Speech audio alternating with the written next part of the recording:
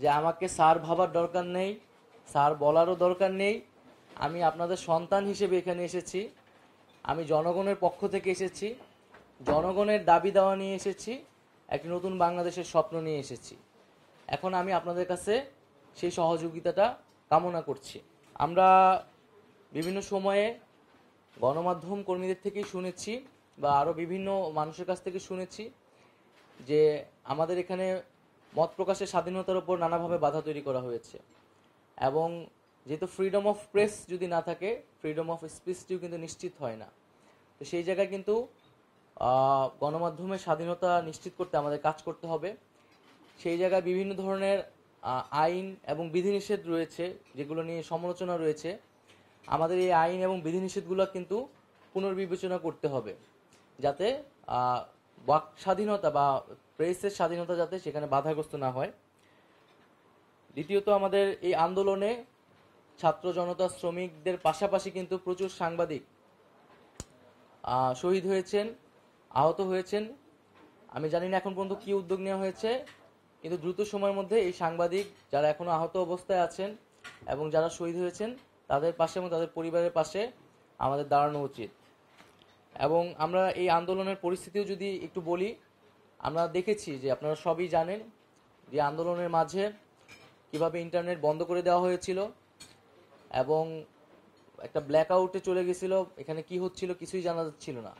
এবং একদিকে ইন্টারনেট বন্ধ করে দেওয়া হয়েছিল, সোশ্যাল মিডিয়া বন্ধ, তথ্যের কোনো প্রবাহ চলছিল না, মানুষের কাছে কেউ কিছু জানতে পারতেছিল না। এবং অন্যদিকে ইলেকট্রনিক মিডিয়া কিন্তু সম্পূর্ণ সরকারের করায়ত্তে ছিল। এবং এটা আমি নিজের ব্যক্তিগত অভিজ্ঞতা থেকে বলছি, আমাদের কোনো বক্তব্য কিন্তু একটা সময় সেই সময় প্রচার করা হতো না। আমাদের বিভ্রান্তিকর বক্তব্য বা হচ্ছে যেটা আমরা বলিনি এরকম মিসকোট করে প্রচার করা হতো। তারপর আমরা সেই সময় দেখেছি যে কিছু প্রিন্ট মিডিয়া আমাদেরকে সাপোর্ট দিয়েছে, আমাদেরকে অনেক মিডিয়ার অনেক জায়গা থেকে বিভিন্নভাবে সাপোর্ট দেওয়া হয়েছে। এই আন্দোলনে পুরোটা সময় যারা ফিল্ড লেভেলে কাজ করেছে, রিপোর্টাররা কাজ করেছে, তারা আমাদেরকে নানাভাবে সহায়তা করেছে, এই আন্দোলনে জনগণের পক্ষে থেকেছে। হয়তো হাউজের পলিসির কারণে, মালিকের কারণে অনেক কিছু তারা সেই সময় করতে পারেনি। তো আমরা চাই না যে এই জিনিসগুলো বাংলাদেশে কখনো পুনরায় ফিরে আসুক। গণমাধ্যম যাতে তার যে স্বাধীনতা, সেই স্বাধীনতা নিয়ে কাজ করতে পারে এবং জনগণের পক্ষে সবসময় কথা বলতে পারে। আমরা যদি গণতন্ত্র চাই, আমাদেরকে গণমাধ্যমের স্বাধীনতা, মানুষের বাক স্বাধীনতা নিশ্চিত করতে হবে। আমি আরেকটি বিষয় উল্লেখ করে শেষ করব, যে সাগররুনি হত্যাকাণ্ড। এই হত্যাকাণ্ড খুবই বেদনাদায়ক, খুবই নির্মম, এবং আমরা জানি এই হত্যাকাণ্ডের বিচার নিয়ে কি পরিমাণ প্রহসন করা হয়েছে, যে বারবার তার প্রতিবেদনগুলা পিছানো হয়েছে।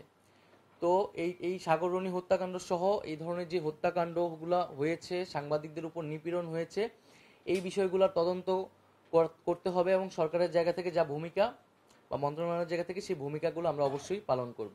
বিদ্যমান যে আইন এবং বিধিনিষেধগুলো আছে, আর সেগুলোতে যদি সংস্কার আনার প্রয়োজন মনে করা হয়, সেগুলো আপনাদের সাথে আলোচনার মাধ্যমে আমরা এই বিষয়ে উদ্যোগ নিব।